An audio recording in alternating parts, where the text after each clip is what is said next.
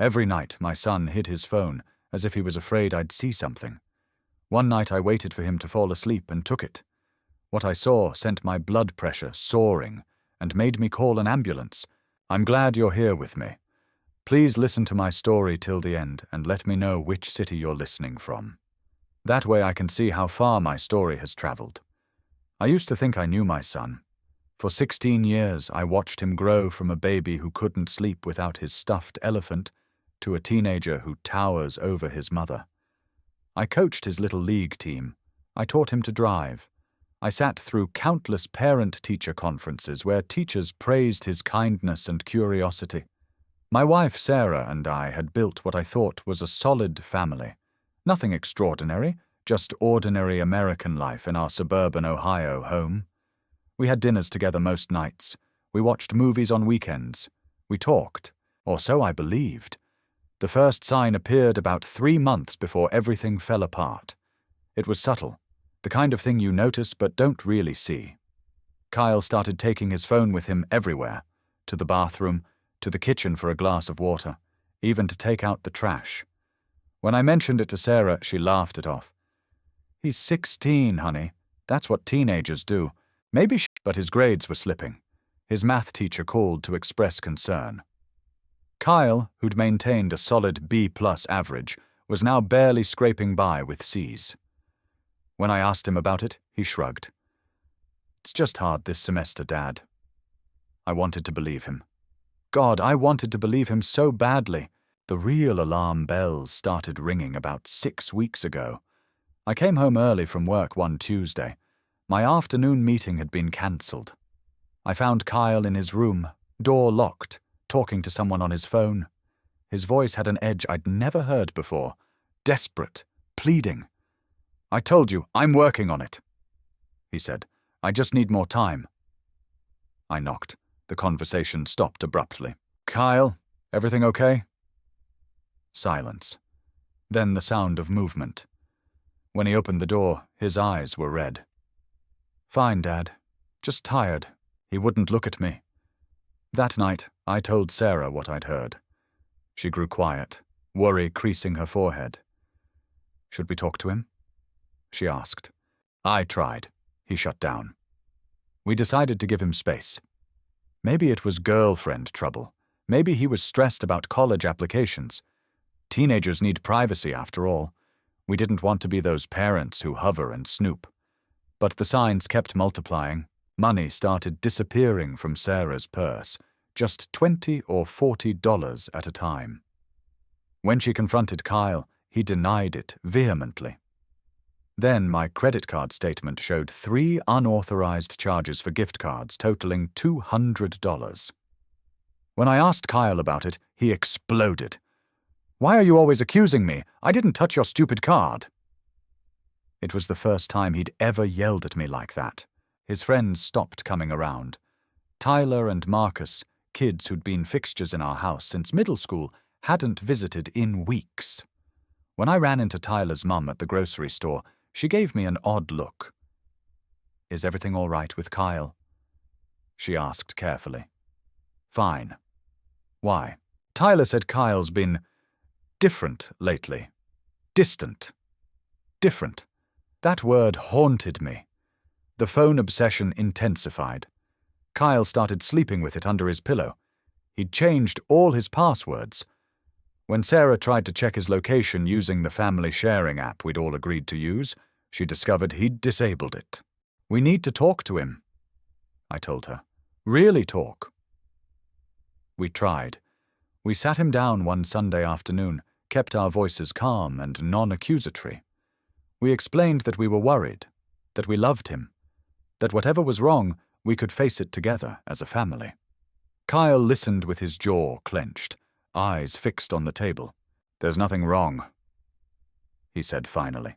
"You're being paranoid." Then he went to his room and locked the door. That's when I noticed something else. Every night, around 11:30, Kyle would leave his phone on his desk while he brushed his teeth. He'd return, check it anxiously, then hide it somewhere. Under his mattress, in his closet, behind books on his shelf. The location changed nightly. But the pattern remained the same. What was he hiding? Last Thursday night, I couldn't sleep. The questions circled my mind like vultures. Sarah lay beside me, her breathing soft and steady, but I stared at the ceiling until 2 in the morning. Finally, I got up, telling myself I'd just check on Kyle like I used to when he was little. His door was slightly ajar. I pushed it open quietly. Kyle was asleep, one arm flung over his head, looking for a moment like the boy I remembered. Innocent. Vulnerable. His phone sat on the nightstand, screen dark.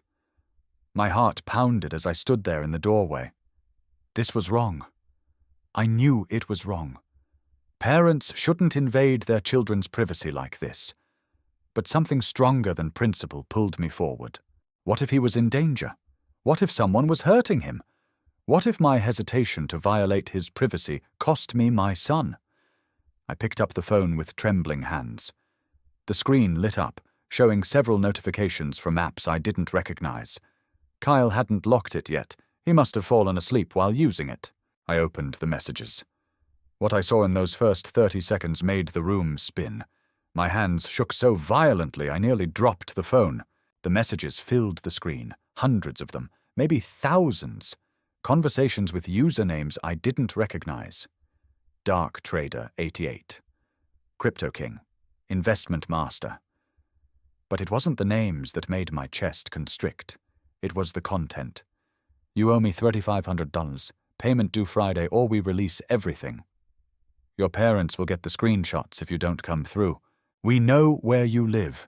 We know where your mum works. I sat down on the edge of Kyle's bed, my legs unable to support me. My son, my 16-year-old son, was being extorted. But for what? I scrolled further back, my stomach churning with each new revelation. It had started innocuously enough.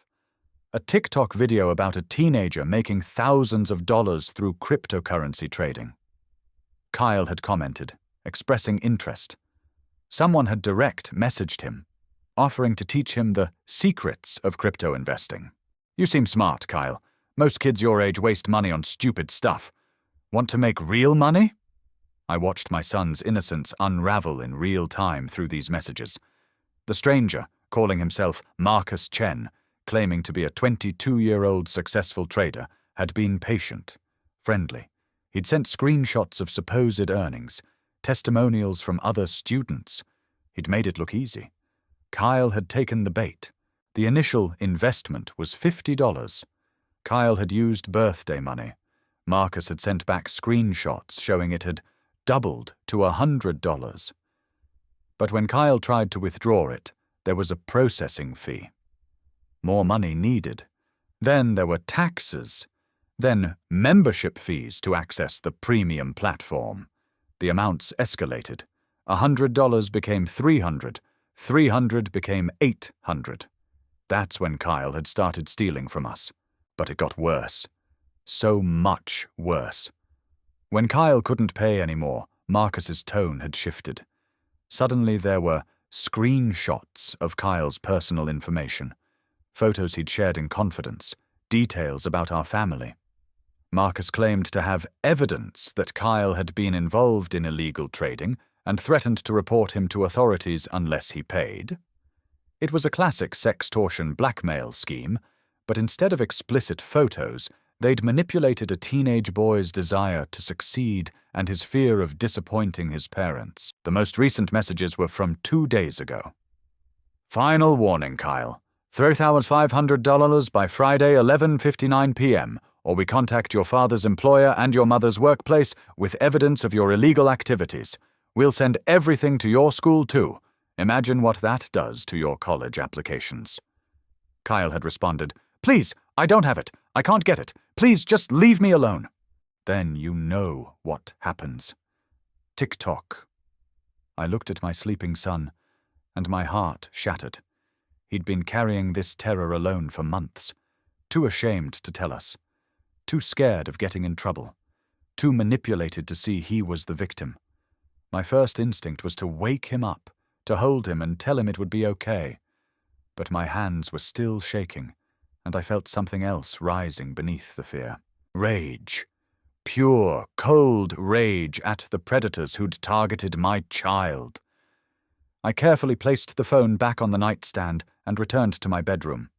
Sarah was still asleep. I didn't wake her. Not yet. I needed to think clearly.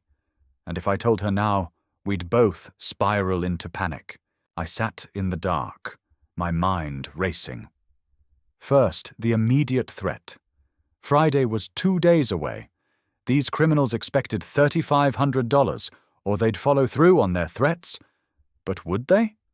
Or was it an empty bluff designed to squeeze more money out of a terrified teenager? I grabbed my laptop and started researching. By 4 a.m, I'd fallen into a dark rabbit hole of online scam forums and FBI warnings about cryptocurrency fraud targeting minors. The schemes were everywhere, sophisticated and devastating. Some kids had lost tens of thousands of dollars. Their parents' savings, college funds, money borrowed from friends. The forums also revealed something crucial. These scammers rarely followed through on their threats. The moment you stopped paying, they usually moved on to easier targets. But usually wasn't always. Some victims reported ongoing harassment, doxing, and real-world consequences. Could I take that chance with my son? I also learned that going to the police was complicated. Technically, Kyle had willingly sent money and information. He'd agreed to the terms, even if he'd been manipulated. Some families reported that police were dismissive, treating it as a civil matter or blaming the victim for being stupid enough to fall for it. That word again. Stupid. My brilliant, kind, trusting son wasn't stupid. He was 16. His brain wasn't fully developed. These were professional criminals who'd perfected their craft. As dawn broke, I'd formed the outline of a plan. First, I needed to document everything. Screenshots of every message, every transaction, every threat. Evidence. Second, I needed to talk to Kyle. Not as an angry parent, but as an ally. He needed to know he wasn't alone anymore. Third, I needed to understand the full scope of the damage. How much money was gone? What information had he shared? Were there other platforms, other scammers? Fourth, I needed to decide whether to involve the police. My research suggested that the FBI's Internet Crime Complaint Center handled these cases, but results were mixed. Fifth, I needed to protect my family from whatever came next. Sarah stirred beside me as sunlight crept through the curtains. "Can't sleep?" she murmured. "Sarah," I said quietly, "we need to talk about Kyle." Her eyes opened fully, immediately alert. What happened? I told her everything. By the time I finished, she was crying. Not hysterical sobs, but quiet tears that streamed down her face as she processed the weight of what our son had been enduring. "Why didn't he tell us?" she whispered. "Because he was ashamed. Because they made him believe he'd done something criminal. Because he was trying to fix it himself. What do we do?" I took her hand. We fight back. We waited until Kyle woke up naturally at 10 o'clock. No confrontation, no ambush. Sarah made his favorite breakfast, chocolate chip pancakes, while I sat at the kitchen table, the weight of what I knew pressing against my chest. Kyle came downstairs in sweatpants and a wrinkled t-shirt, his phone already in his hand. When he saw us both sitting there, waiting, his face went pale. "Kyle," I said gently. "Sit down, please." "I have homework." "Sit." He sank into the chair across from me, eyes darting between us like a trapped animal looking for escape routes. "I know about Marcus Chen," I said quietly. The color drained completely from his face.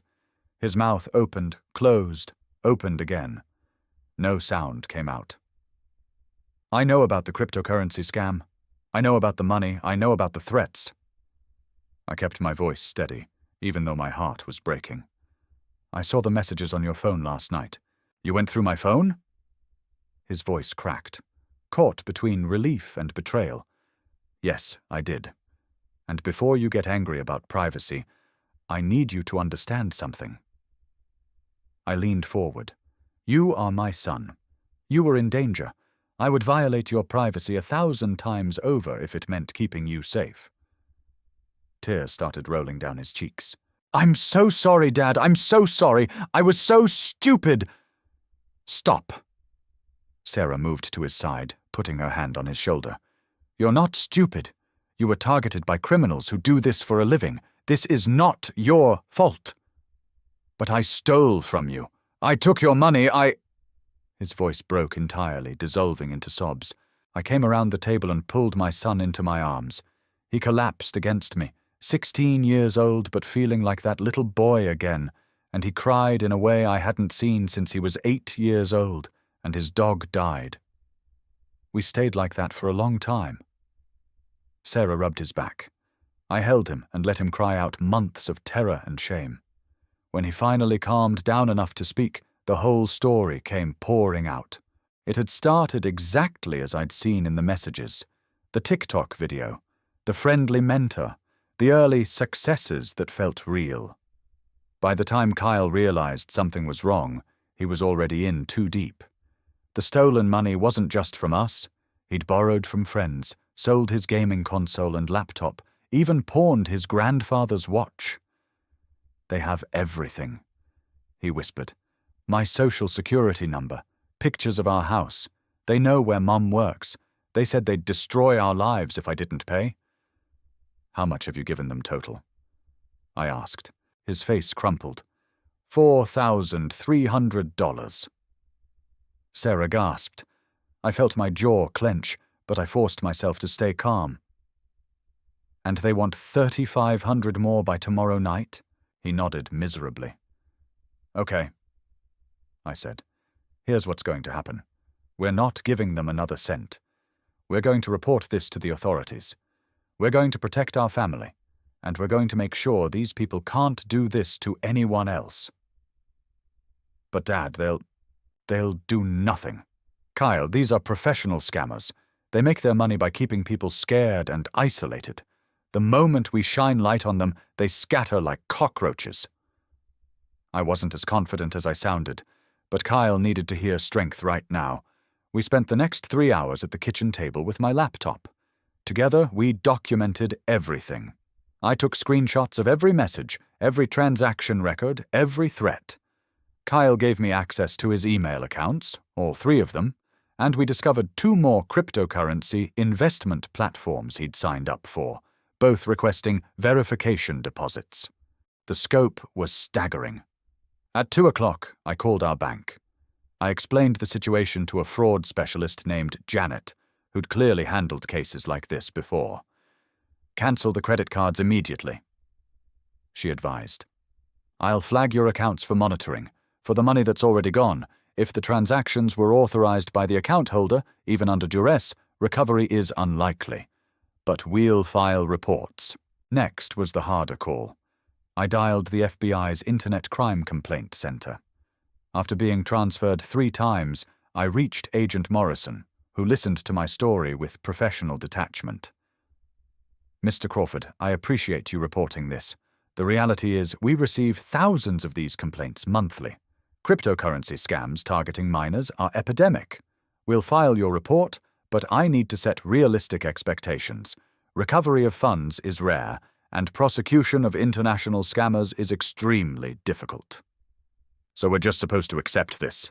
No, you protect yourselves. Lock down all accounts and personal information. Consider a credit freeze for your son. Document everything, and stop all contact with the scammers. They're threatening to release information if we don't pay. They almost never do. It's a bluff 95% of the time. They want money, not exposure. The moment you stop paying, you become unprofitable. They move on. And the other 5%? A pause. That's why you document everything and prepare for worst-case scenarios. After I hung up, Sarah looked at me with worried eyes.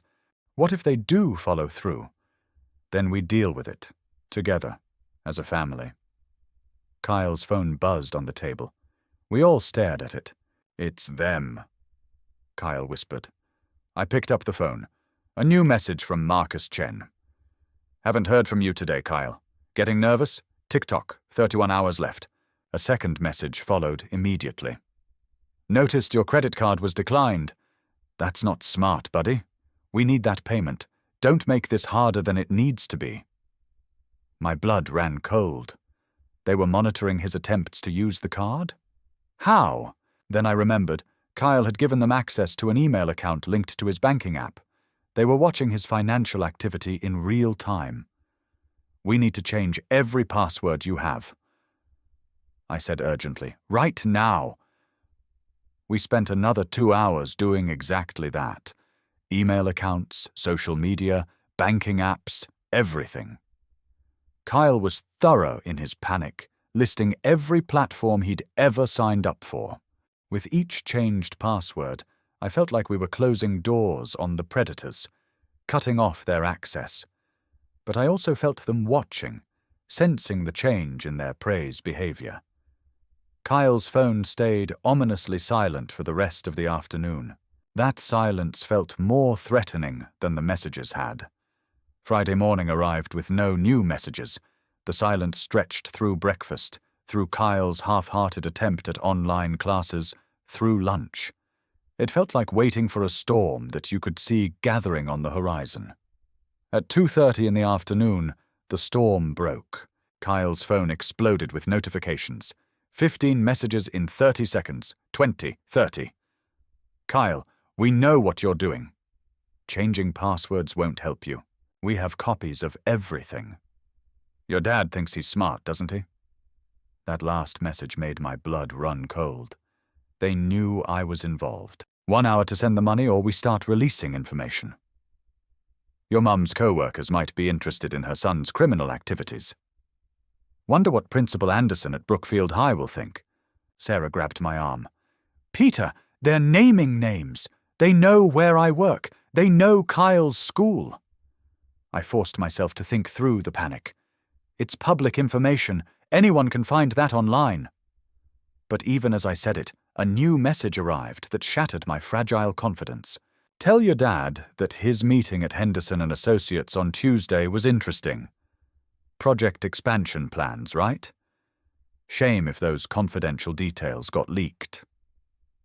I felt the air leave my lungs. Henderson & Associates was my firm's biggest client. That Tuesday meeting was about a confidential expansion into the Asian market. Only 6 people knew about it. How? Sarah whispered. Kyle looked like he might throw up. I don't know. I swear, Dad, I don't know. I grabbed my own phone and called our IT department. Mark, this is Peter Crawford. I need you to check my email access logs right now. I think I've been compromised. 3 minutes later, Mark called back with grim news. Your email has been accessed from an IP address in Romania 6 times over the past 3 weeks. Someone's been reading your correspondence. How? Did you click any links recently? Download any attachments? Then I remembered. 2 weeks ago, Kyle had asked to use my laptop because his was broken. He'd been logged into his compromised email account. If they had keylogging software or access to his credentials, they could have pivoted to my accounts. These weren't just small-time scammers, they were sophisticated. Change all your work passwords immediately, Mark said. I'm locking down your accounts and alerting management. This is a serious breach, Peter. After the call, I sat in stunned silence. My career was now potentially at risk because I'd let my son use my laptop. Sarah was crying quietly. Kyle had retreated into himself, arms wrapped around his knees. The phone buzzed again. See, we're serious. 1 hour, $3,500, or we destroy everything. I made a decision. I picked up Kyle's phone and typed a response. This is Kyle's father. No, you get nothing. We've documented everything and reported you to the FBI. Every message, every threat. You've now threatened confidential business information, which is corporate espionage. That's federal. Keep going and you'll make yourself a priority investigation. I hit send. 3 minutes of silence. Then, big mistake. For the next hour, nothing happened. Then my work email received a message from an unfamiliar address. The subject line read, "For your partners." It was a PDF containing screenshots of my internal emails about the Henderson and Associates project, along with a message, "Your employee Peter Crawford has a security problem. Thought you should know." They'd copied our managing partner, our chief counsel, and 3 senior associates. My phone rang immediately. It was Thomas Henderson himself. The conversation was brief and excruciating. Someone had sent him the same document directly. He was polite but firm. I was being placed on administrative leave pending an investigation into the breach. Company protocol. When I hung up, Sarah looked at me with devastation in her eyes. "They just cost you your job." "Maybe, but we don't negotiate with terrorists." Even to my own ears, I sounded more confident than I felt. Kyle was shaking. "Dad, I'm so sorry. This is all my fault. If I hadn't—" "Stop. This is not on you. This is on them." But privately, I felt the weight of consequences crushing down. My career in jeopardy. Our savings depleted. Our family exposed. I called Agent Morrison again. His tone became more urgent when I explained the corporate espionage angle. "That changes things. Forward me everything immediately. This moves it from simple fraud to potential organized cybercrime." Potential? Mr. Crawford, I'll be honest. These groups operate from jurisdictions that don't cooperate with U.S. law enforcement. Even if we identify them, prosecution is unlikely. But the corporate espionage angle means we can involve our cyber division. How long? Investigations take months, sometimes years. We don't have months. After I ended the call, I sat at the kitchen table and put my head in my hands. For the first time since this began, I felt genuinely defeated. What was I doing? I was a 47-year-old marketing executive, not a cybercrime expert. I was out of my depth. Sarah knelt beside me. "We should just pay them." "And then what? They'll demand more. They always demand more. We'll never be free of them. At least we'd have our lives back." "No," I said quietly.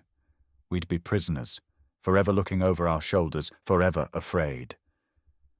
Kyle spoke from the doorway, his voice small. "Dad, Mum's right. Just pay them. I'll get a job. I'll pay you back. Just make this stop." I looked at my son, at his red-rimmed eyes, his hunched shoulders, his devastated expression, and I felt something harden in my chest. "No," I said again, louder this time.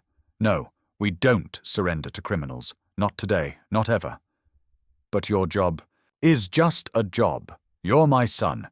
This family is what matters, and we're going to fight." The phone buzzed. We all tensed. But this time it was different. The messages stopped. Hours passed. The scammers went silent. That night, I barely slept, waiting for the next attack. But it didn't come. By Saturday morning, I realized something. They'd overplayed their hand. By going after my employer, they'd attracted attention they didn't want.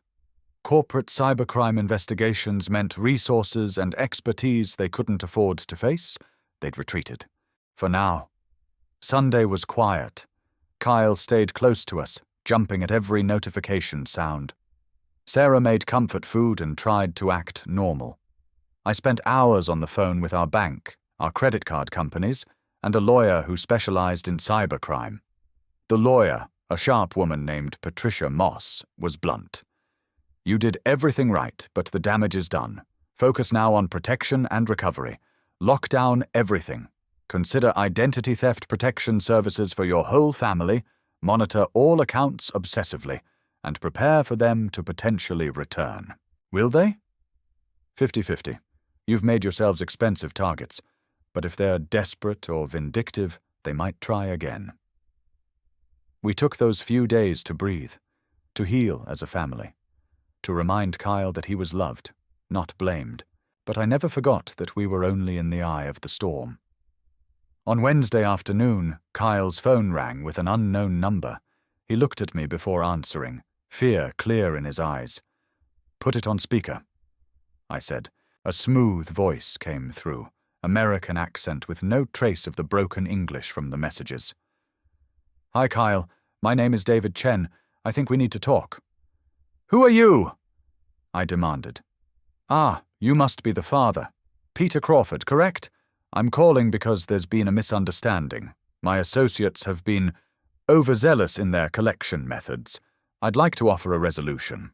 Your associates threatened my family, and I've disciplined them for that. Look, Mr. Crawford, I run a legitimate cryptocurrency education business. Kyle signed up for our services. He fell behind on payments. Things escalated inappropriately. I'm offering to wipe the slate clean." The audacity stunned me. "You expect me to believe you're legitimate? I'm saying mistakes were made on both sides. Kyle did receive training materials. He did make commitments. But my team went too far with collection tactics. So here's what I'm proposing. Kyle pays $2,000, half the outstanding balance, and we part ways. No hard feelings.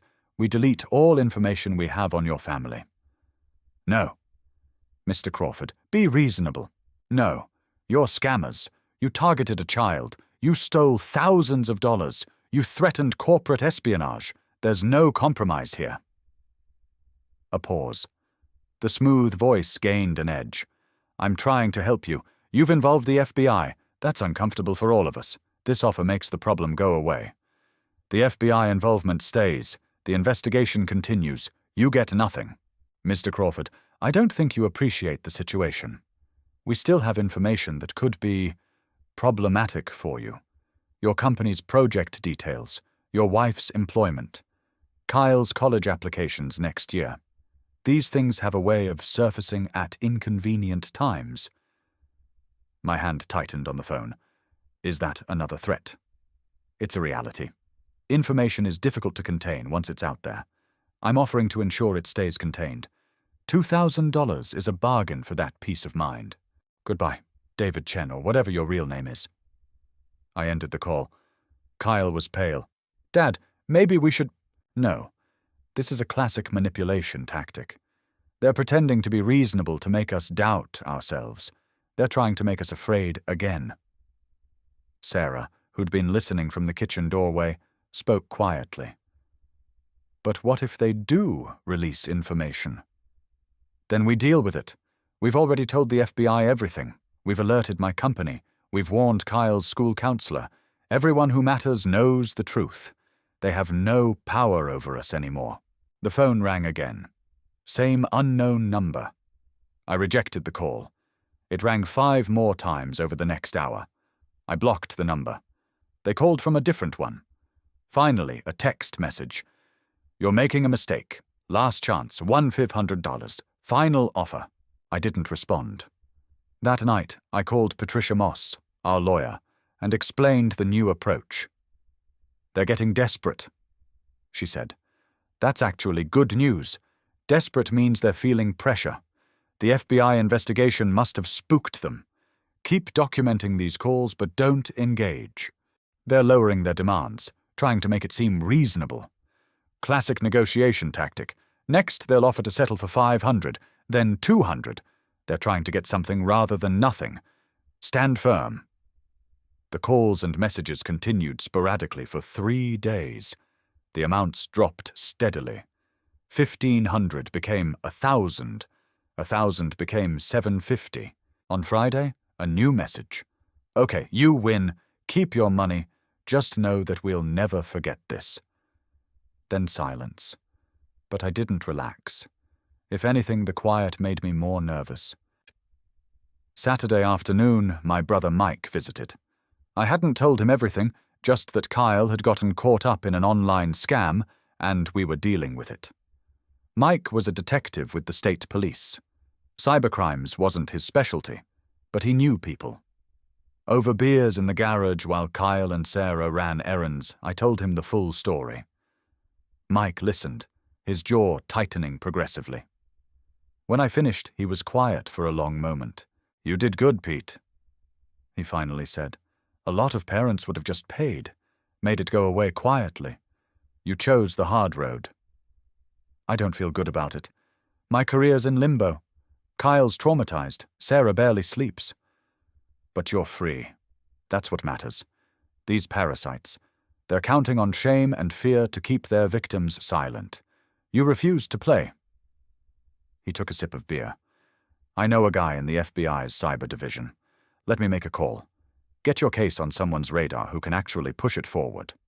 The agents I spoke with seemed pretty pessimistic about catching anyone.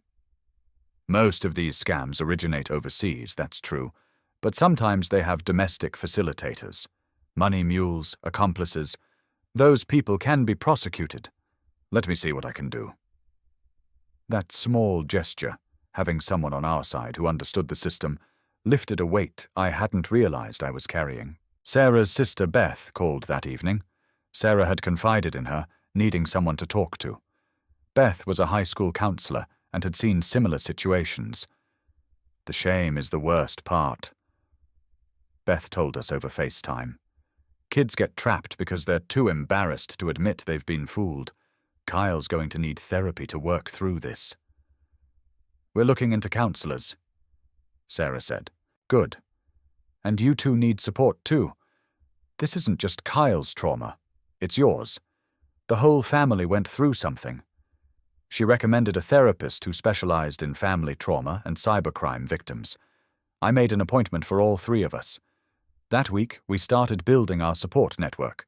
Patricia kept us updated on legal options. Mike checked in daily. Beth sent resources for talking to Kyle. Our pastor offered guidance when Sarah broke down during coffee hour at church. Each conversation, each offer of help, reinforced that we weren't alone. But beneath the growing sense of stability, I remained vigilant. The scammers had gone quiet, but I didn't trust it. History had taught me that predators rarely give up so easily. 2 weeks of peace had made me complacent. It was a Tuesday evening when my work email received a message from what appeared to be Henderson and Associates' official domain. The subject line read, "Re-project expansion. Clarification needed." I almost opened it. My finger hovered over the trackpad. Then I noticed the sender's email was hendersonassoc.net, not hendersonassoc.com. One letter different.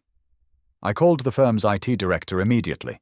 He confirmed it was a spoofed email, sophisticated phishing designed to look legitimate. "Don't open it," he warned.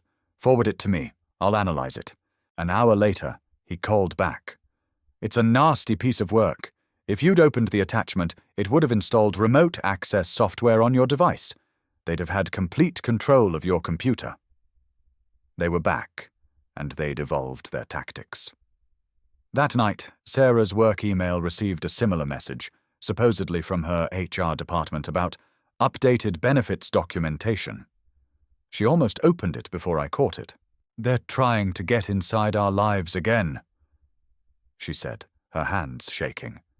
Kyle's phone started receiving friend requests on social media from accounts that looked like his real friends. Same photos, similar names, but slightly off. Tyler Johnson instead of Tyler Johnson, Marcus Reed 7 instead of Marcus Reed 7. They're creating fake profiles to try to get him to accept, I explained. Once he does, they'll have access to his network, his posts, his information. "Why won't they just leave us alone?" Kyle asked, fear creeping back into his voice. Thursday afternoon, someone knocked on our front door. I opened it to find a man in his 30s, well dressed in a suit and tie, holding a briefcase. He smiled warmly. "Mr. Crawford, I'm Robert Mitchell from Digital Security Solutions. Your FBI caseworker suggested I stop by to discuss protective services for your family." Something felt wrong. Agent Morrison hadn't mentioned sending anyone. "Do you have identification?" He reached for his briefcase. I tensed, but he only pulled out a business card and what looked like a professional ID badge. "I completely understand your caution," he said. "Given what you've been through, you have every right to be suspicious. May I come in? I promise I'm here to help. Wait outside. I need to verify this." I closed the door and immediately called Agent Morrison. "I haven't sent anyone to your house," he said, alarmed. "Don't let him inside. I'm sending local police to your location now. Keep him talking if you can." I looked through the peephole. The man was still standing there, patient smile in place. Sarah came down the stairs. "Who is it?" "One of them," I said quietly. Her face went white. I opened the door again, leaving the chain lock engaged. "I'm having trouble reaching Agent Morrison. Can you wait while I verify?" The smile never wavered. "Of course. Although, Mr. Crawford, I think we both know you're not really calling the FBI. You're calling the police." The mask dropped. The warm expression hardened. "Here's what's going to happen," he said, voice now cold and precise. "You're going to invite me in. We're going to have a conversation. And you're going to understand why paying what you owe is the smart choice. We don't owe you anything. You owe us respect. You owe us the courtesy of taking our business seriously. You think involving the FBI scares us? You think changing passwords and blocking numbers makes you safe?" He leaned closer to the door. "We know where you live, Peter. We know your routines. We know Sarah drives Kyle to school at 7:45 every morning. We know you get coffee at Starbucks on Maple Street every Sunday. My blood ran cold. They'd been watching us physically. We tried to be nice," he continued. "We offered you deals. We gave you chances to resolve this quietly. But you chose to be difficult. So now we're here to explain the reality of your situation." "The police are coming," I said, forcing my voice steady. "Let them come. I'm just a concerned security consultant making a house call. But before they arrive, let me make something crystal clear." He pulled out his phone and turned it toward me. The screen showed a live video feed of Kyle's bedroom. My son was sitting at his desk, headphones on, doing homework. The camera angle was from above, the smoke detector I'd installed myself 6 months ago. My stomach dropped. "We've been inside your house, Peter. We've been watching. We know everything, every conversation, every plan, every move you've made." I felt Sarah's hand grip my arm from behind, her nails digging in. "You have 24 hours, he said. $5,000. That's our final price. Not negotiable this time. You pay, or things get very uncomfortable for your family. We start small. Maybe Kyle's college recommendation letters get interesting emails from concerned parties. Maybe Sarah's employer receives anonymous tips about theft. Maybe your little FBI investigation gets some false evidence that makes you look guilty of the very crimes you're reporting." "You're insane!" "I'm practical. This is business, Peter. You've cost us time and money. We're collecting. 24 hours. We'll send instructions." He walked away just as police sirens wailed in the distance. The officers arrived 3 minutes later. I showed them the video, explained everything. They took statements, searched the house, found the camera hidden in the smoke detector. It was sophisticated, transmitting wirelessly, nearly impossible to detect without looking for it. "They were in your house," the senior officer said. "That's breaking and entering, surveillance. This just became a lot more serious." But finding them was another matter. The man had given a fake name. The business card led nowhere. The camera's wireless signal went to an encrypted router that couldn't be traced. After the police left, we stood in our living room, our violated home, and I saw the fear in Sarah's eyes. "Peter, we can't live like this. They're in our house. They're watching us. Maybe we should just—" "No. But no!" I repeated, louder this time. The fear was there. Absolutely. My hands were shaking. My heart was racing. But underneath the fear was something harder, angrier. This is our home, our family. I will not let criminals terrorize us into submission. Every time we give in, they win. Every time we pay, we teach them that fear works. What if they hurt Kyle? Then we get him somewhere safe. But we don't surrender. Kyle appeared in the doorway. "Dad, I heard everything. They're doing this because of me. Just pay them. I can't watch them destroy our family." I walked to my son and put my hands on his shoulders. "Listen to me. This is not your fault. They're criminals. They prey on good people. They use fear as a weapon. If we give them money, they'll come back for more. There's no end to it. The only way to stop them is to refuse to play their game." but they were in our house. And now we know that, so we adapt. We get a security system. We sweep for more cameras. We change our routines. We fight smarter. I looked at Sarah. We stay together, and we don't break. That night, we slept in a hotel. All three of us in one room, doors locked and chained. I barely slept, listening to every sound in the hallway. But something had changed in me. The visit to our home had crossed a line. They'd meant to terrify us into submission. Instead, they'd crystallized my resolve into something unbreakable. They wanted a fight? They were going to get one. Mike's contact in the FBI Cyber Division was named Special Agent Jennifer Torres. She arrived at our hotel room Friday morning with a tactical plan and a grim expression. The smoke detector camera was our break, she explained, setting up her laptop on the hotel desk. We traced the manufacturer.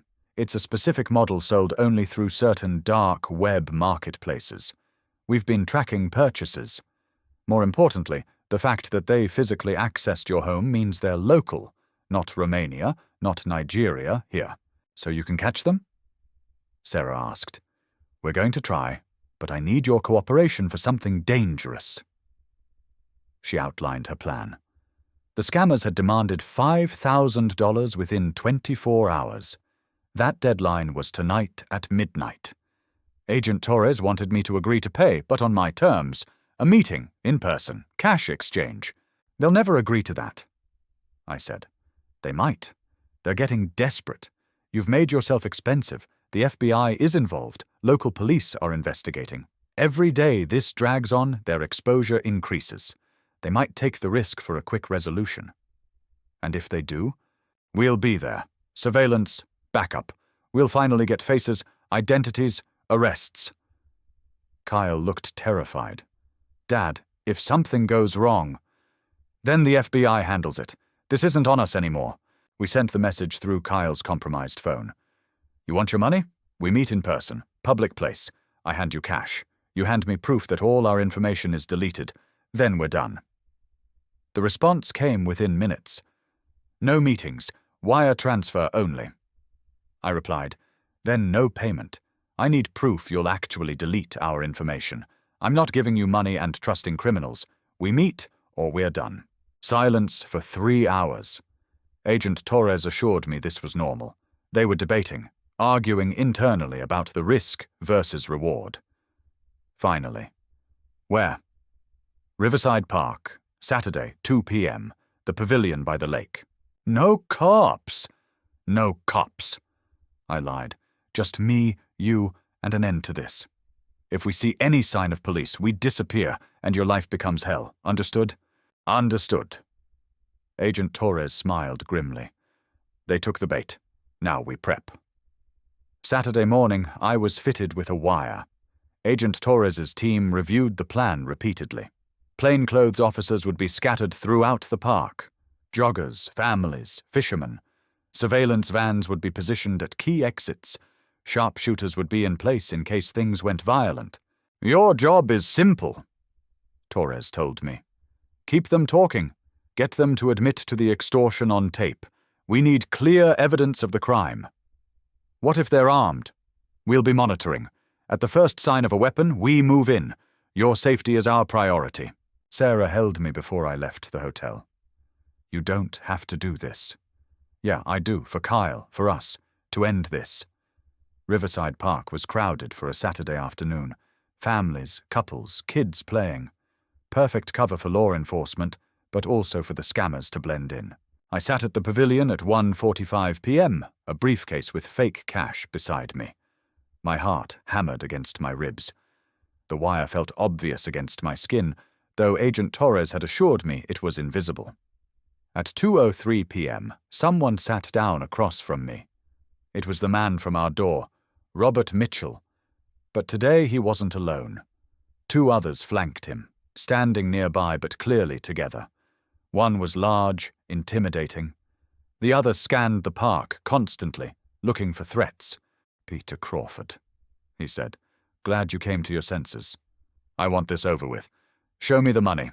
I opened the briefcase slightly. He leaned forward to look, nodded. 5,000, as requested. Now, your end, I said.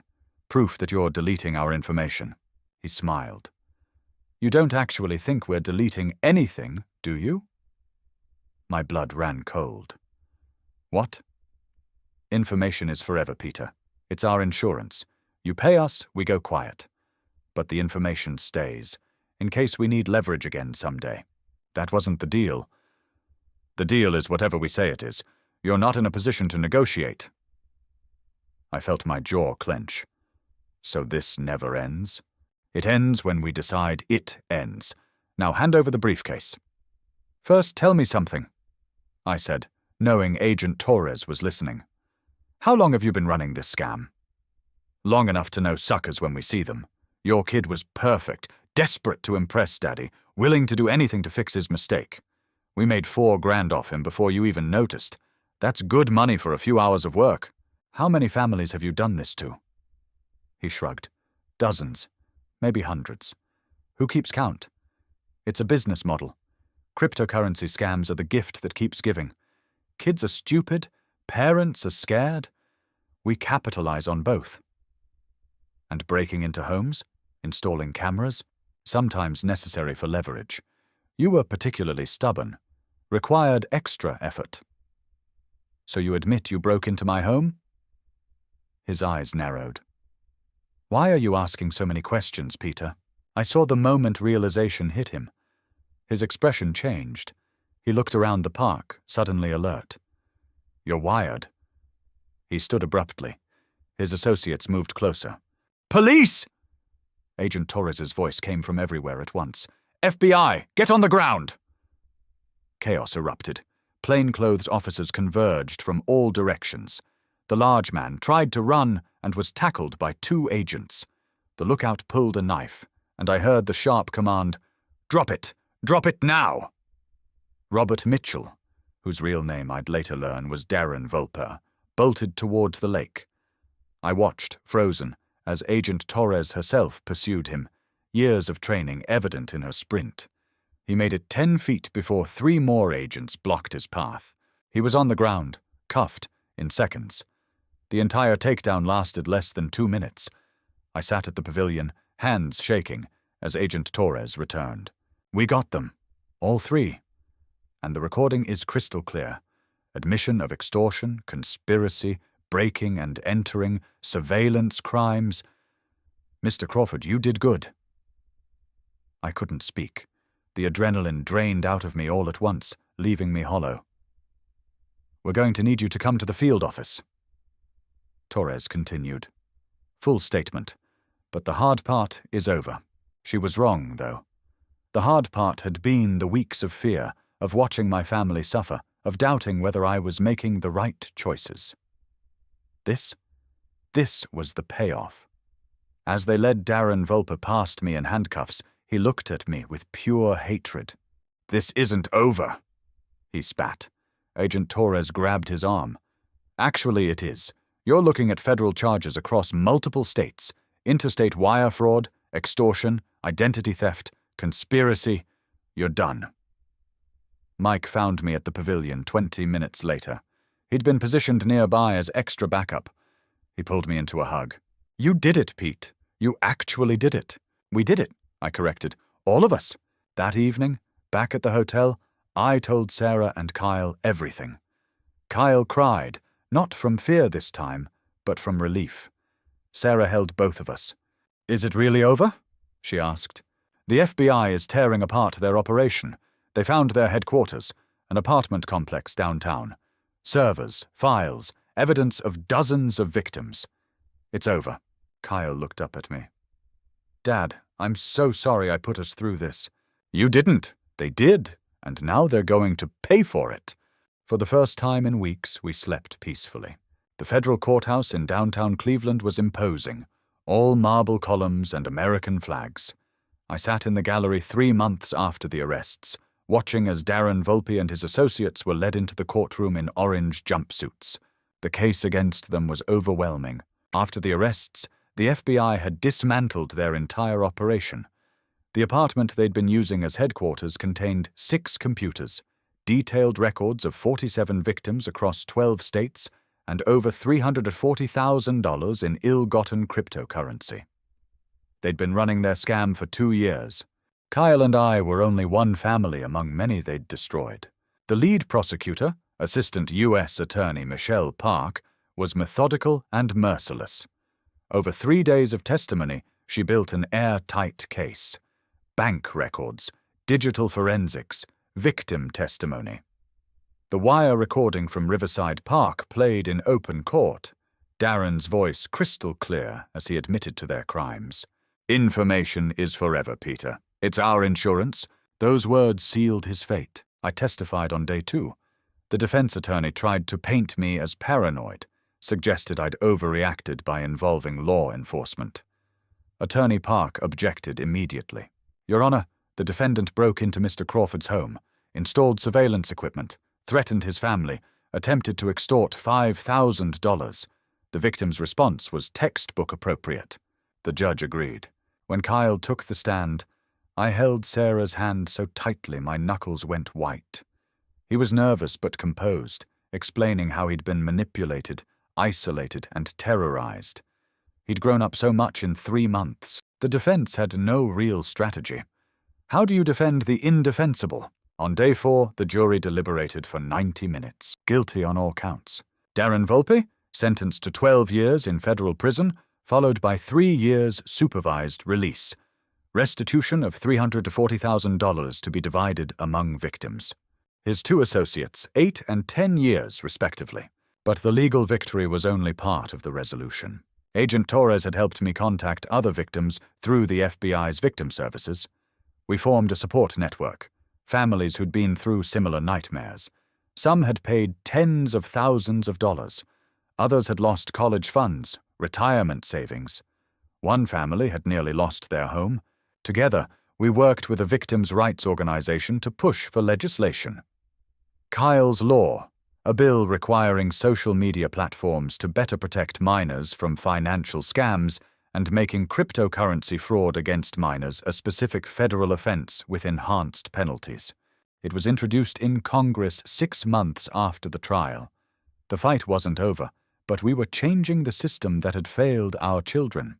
My company, Henderson and Associates, had conducted their internal investigation. Once they understood the full scope, that I'd been the victim of sophisticated cyber criminals, that I'd protected company interests by immediately reporting the breach, that the FBI had confirmed no sensitive data was actually leaked, they reinstated me. Thomas Henderson himself called me into his office. "Peter, I owe you an apology. We should have supported you immediately, not put you on leave. You handled an impossible situation with integrity." "I understand protocol," I said. "You had to protect the firm. We also have to protect our people. You're not just reinstated, you're being promoted to senior vice president. You showed leadership and character when it mattered most." I accepted, though the promotion felt less important than it would have before. My priorities had shifted. Sarah's workplace had been equally supportive. Her supervisor had reached out during our crisis, offering paid leave and counseling resources. When she returned to work, her colleagues welcomed her with open arms. No judgment, only compassion. The community support had been overwhelming. Our church had organized meal trains. Neighbors had offered to install security systems.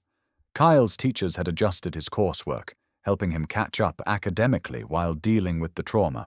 We'd discovered that people are far more understanding than shame convinces us they'll be. Kyle had started therapy immediately after the arrests.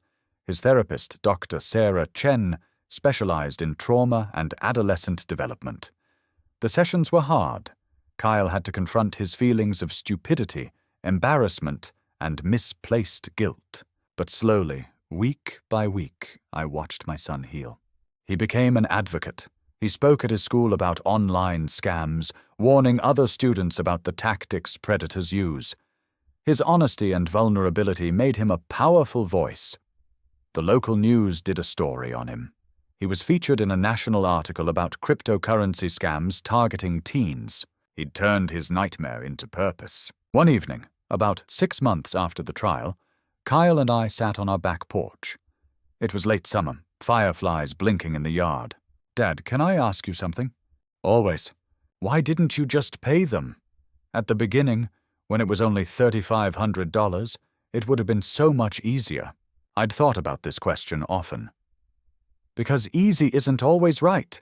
If I'd paid them, you would have learned that criminals win when we're too afraid to fight. You would have learned that shame keeps us silent, isolated. You would have carried that weight your whole life. But your job is just a job. You're my son, teaching you to stand up to bullies, to refuse to be a victim, to ask for help when you need it. That's my real job, the only one that matters." Kyle was quiet for a moment. "I'm glad you didn't pay them." "Me too." "And Dad? Thank you for not giving up on me." I pulled him into a hug. "Never, not ever." That fall, we received notification that our portion of the restitution had been processed. The court ordered the criminals to repay $4,300, the amount they'd stolen from Kyle. The check arrived in November.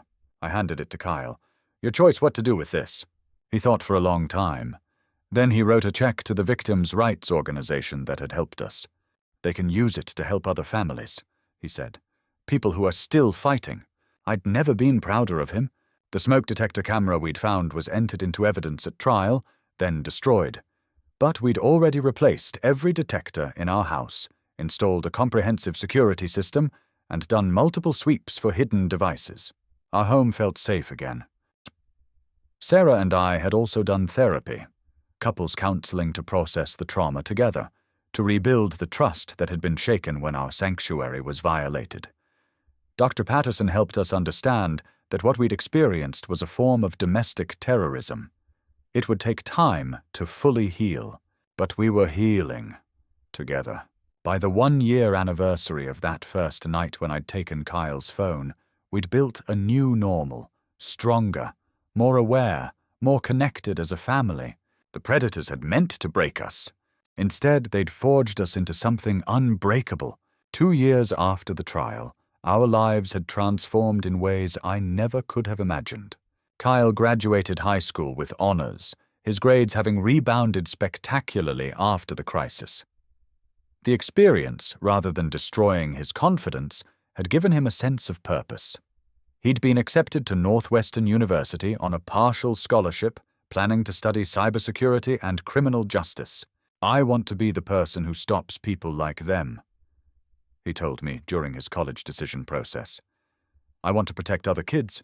His essay about his experience with online scammers had been powerful enough to catch the attention of the admissions committee. His trauma had become his testimony.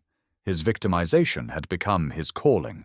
He'd started a non-profit organization called Shield Youth, working with schools to educate students about online financial scams. He'd spoken at dozens of schools, youth groups, and community centers. His TikTok account, where he shared awareness videos, had over 200,000 followers. The boy who'd been too ashamed to tell his parents had become a voice for victims everywhere. Sarah had been promoted to director of operations at her company. The experience had changed her too, made her more empathetic, more aware of hidden struggles.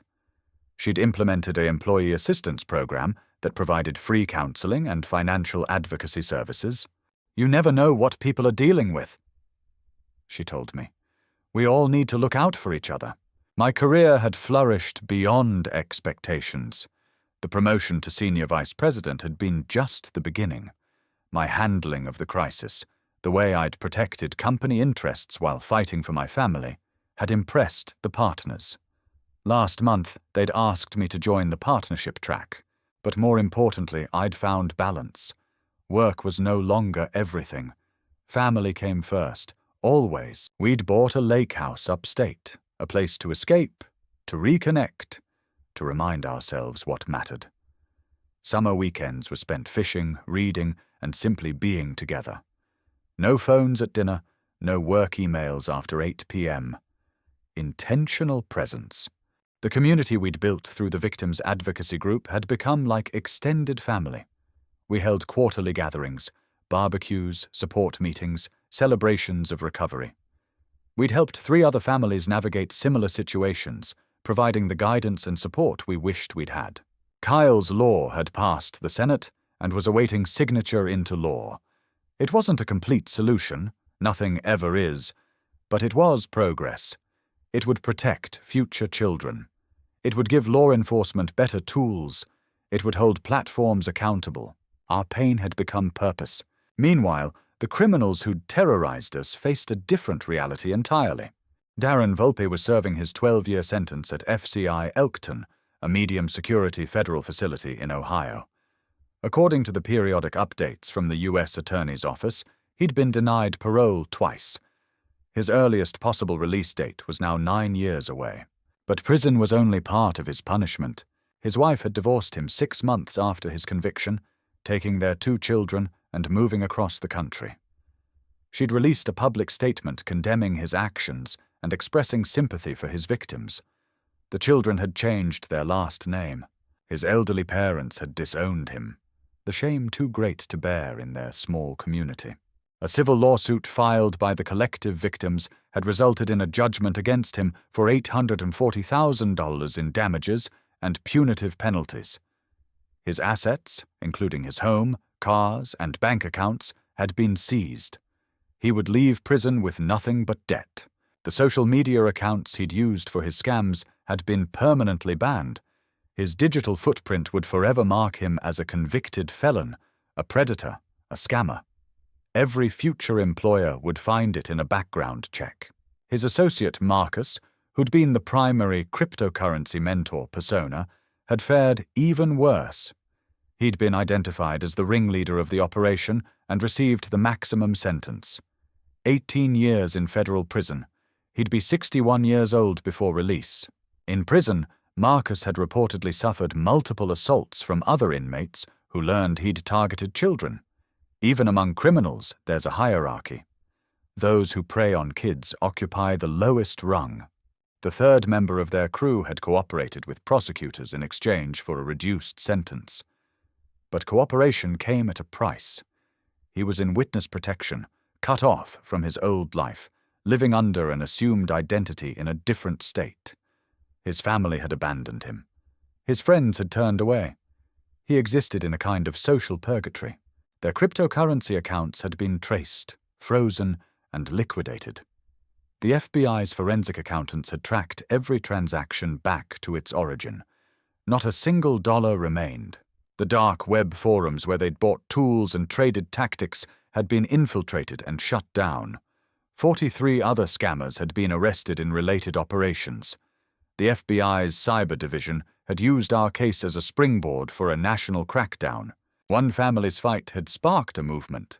Meanwhile, Kyle had just called to tell us he'd been selected for a summer internship with the FBI's cyber division. Agent Torres herself had recommended him.